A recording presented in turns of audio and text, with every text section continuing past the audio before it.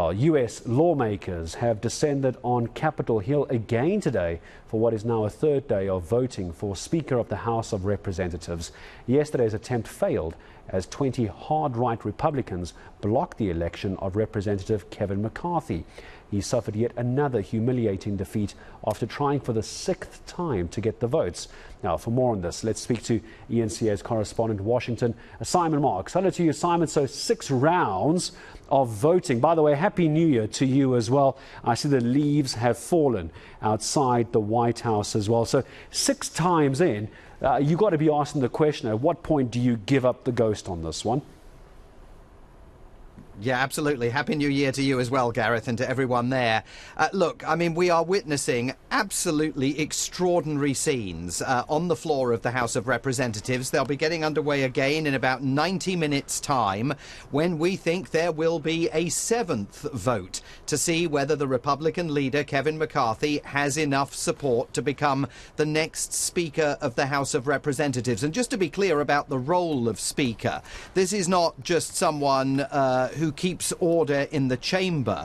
This is politically a hugely powerful position. It's the person who will decide what legislation is brought onto the floor of the House for debate and for votes to take place. It's the leader of the House who determines the agenda for Congress for the next 2 years. And also constitutionally, the Speaker is second in line for the US presidency after Vice President Kamala Harris. The situation that we are seeing here for the first time in over a century means that not only is there currently no one occupying that position because Kevin McCarthy can't persuade enough rump right-wingers within the Republican Party to back him, but it also means that the House of Representatives hasn't been sworn in. It was supposed to be, the members were supposed to be sworn in on Tuesday, so officially at the moment there is actually no House of Representatives. So we're bordering on a bit of a constitutional crisis here. And yesterday, President Biden, watching all of this from the White House, intimated that he was very concerned about the message that this was sending internationally about the health of American democracy. The words being touted around the United States at the moment, Simon, is Groundhog Day. And I'm sure many of us who've seen the movie, of course, will understand that what you end up is in an endless loop of the same thing over and over again. And I go back a couple of years, you and I spoke when we end up in a situation where you've got the House and the Congress and various other factors. We could end up with an ice out where nothing actually gets done in the end. What's the fear around essentially government coming to a standstill in the US? Yeah, well, I mean, government has effectively come to a standstill. I mean, we're only into the 3rd day of this. This could drag on for as many days as everyone on the Republican side of the aisle chooses to continue digging in their heels. I mean, Kevin McCarthy is showing no sign of standing down, even though he's now lost every single vote that's been taken for the Speaker of the House of Representatives. The far right that oppose him are ignoring pleas from former President Donald Trump, in his words, to knock it off. They say that Donald Trump should actually be telling Kevin McCarthy to stand down. And the real danger here is, of course, that the longer there's no speaker, the longer the House of Representatives isn't sworn in, the less is getting done on Capitol Hill. And that's the really extraordinary thing about all of this, Gareth. You know, the right wing within the Republican Party had been telling their supporters, vote for us in last November's midterm elections, and we'll get Joe Biden, we'll haul top figures from his administration up to Congress, we'll hold them accountable for all the terrible things they've been doing over the last 2 years. Well, they're not getting on with delivering on those promises, because at the moment they won't even back the leading candidate, Kevin McCarthy, to be Speaker of the House. And here we are again 6 days later, and you've got to start wondering, with all the other candidates, Simon, that are available, who put their hands up to be nominated for a position like this, if we're 6 days in now, what does McCarthy do to change the minds of those who are still undecided? But that's what he's fighting for right now, isn't it? 6 times in, it hasn't worked. I need to change tact. What else is left to do? In cricket, 6 times in, you're out.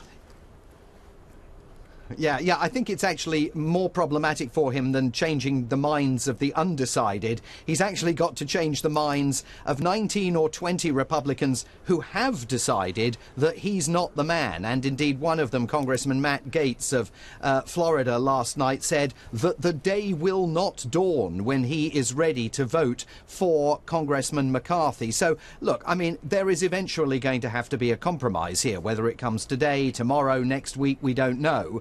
But there is going to have to be a coalition gathered around a compromise candidate. Could be another Republican. Could even potentially be a Democrat who's able to persuade enough moderate Republicans to back him or her.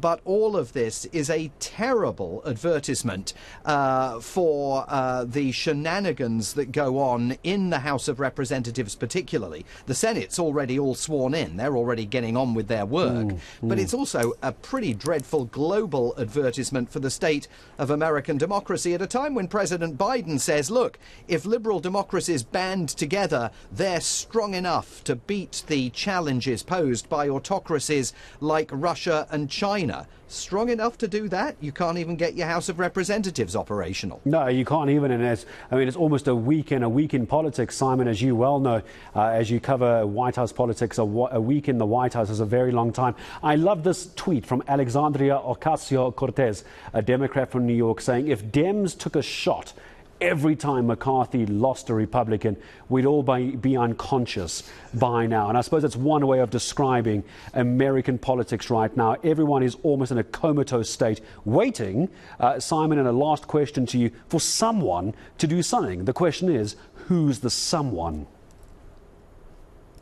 Yeah, absolutely. And in fact, the theatre surrounding this has been extraordinary because we have actually seen allegations by some Republicans voiced publicly on the floor of the House that some Democrats have been bringing alcohol into the chamber and having a nip from time to time. Certainly, we've seen pictures of Democrats eagerly arriving in the chamber carrying sackfuls of popcorn, indicating that they are thoroughly enjoying the spectacle of watching the Republican Party tear itself to shreds in front of the American electorate. I mean, as to the compromise figure, there's discussion about the possibility of Congressman Steve Scalise.